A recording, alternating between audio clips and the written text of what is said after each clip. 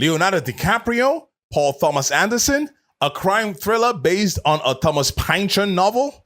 Ladies and gentlemen, cinema is about to serve us a high-class meal of chaos and existential dread, and we are absolutely here for it. Welcome to your ultimate preview of one battle after another.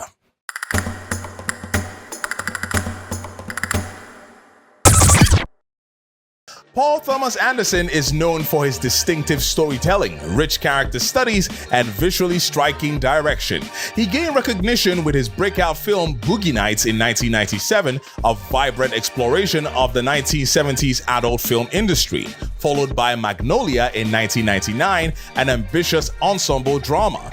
His career continued with critically acclaimed works like There Will Be Blood in 2007, The Master in 2012, Phantom Thread in 2017, and Licorice Pizza in 2021, each showcasing his mastery of complex narratives and compelling performances.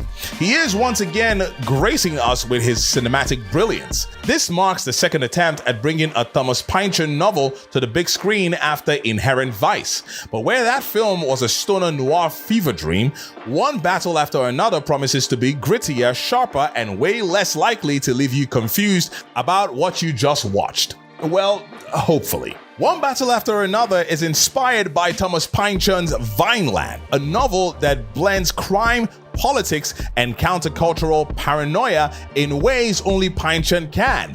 At the heart of the film is Bob Ferguson, played by none other than Leonardo, I swear he's aging backwards, DiCaprio. He's a former revolutionary living off the grid when his daughter is kidnapped by his old nemesis, Steve Lockjaw, played by Sean Penn, who has clearly mastered the art of playing unhinged.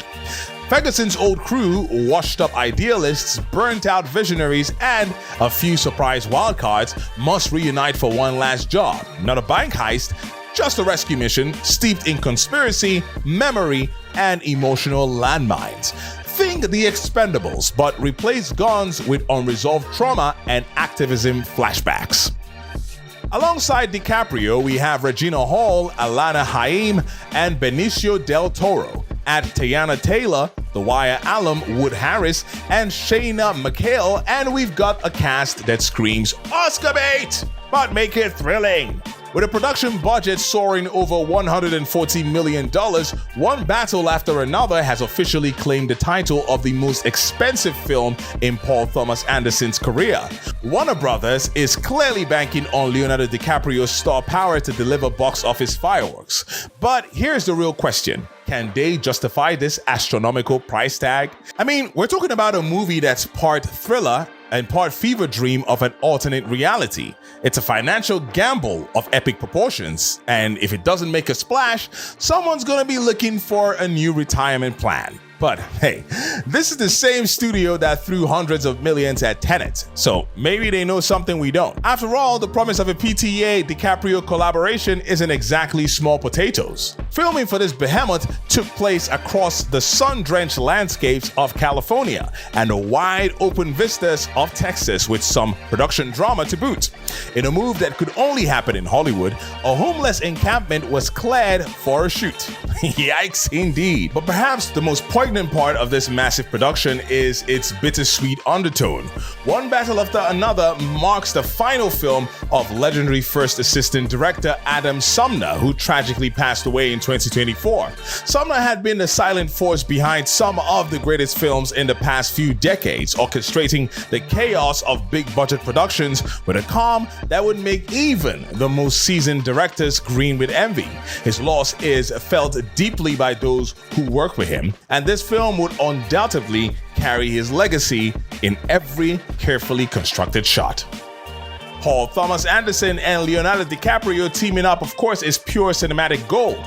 A dream come true for cinephiles. Add to that the rich source material of Thomas Pynchon's Vineland, a novel packed with weird, thrilling, and layered storytelling that feels tailor-made for Anderson's signature style. To top it off, Johnny Greenwood returns to compose the score, so expect those unsettling violins and haunting piano melodies that burrow into your soul. Plus, for the first time ever, a PTA film is getting the IMAX treatment, meaning audiences can brace themselves for some visually stunning widescreen chaos.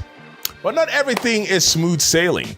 The film reportedly needs to make a staggering $300 million just to break even, a massive gamble considering There Will Be Blood barely scraped past $70 million.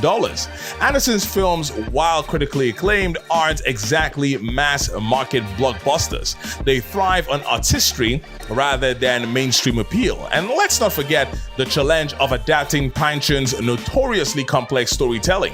His narratives are often intricate, layered, and let's be honest, a bit esoteric, which might leave some audiences scratching their heads. So, while the project has all the makings of a masterpiece, it also carries significant risks.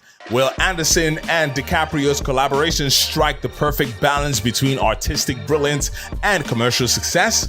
Or will it be another slow burn gem that cinephiles adore but general audiences overlook? Well, time will tell. But one thing's for sure, this is a film to watch closely. With a reported break-even point of $300 million, One Battle After Another, of course, needs to pull some serious weight at the box office. DiCaprio has proven he can bring in the crowds, like with Wolf of Wall Street and Inception, but can a Paul Thomas Anderson film really go blockbuster? It could be a Joker-level sleeper hit. If not, well, at least the film students will be dissecting it for years. So, will One Battle After Another be a cinematic masterpiece or a beautifully shot enigma? Will Anderson finally get that big commercial hit? And most importantly, will Leo give us another Oscar-worthy freakout? Let me know your thoughts in the comments, and don't forget to subscribe for more deep dives. Of course, the movie is out on the 8th of August 2025, so you could go see it and let me know what you think about the movie when you eventually see it. Till next time, you go see yourself a great movie, and please don't forget to like, share, and subscribe to Muveematic. Peace.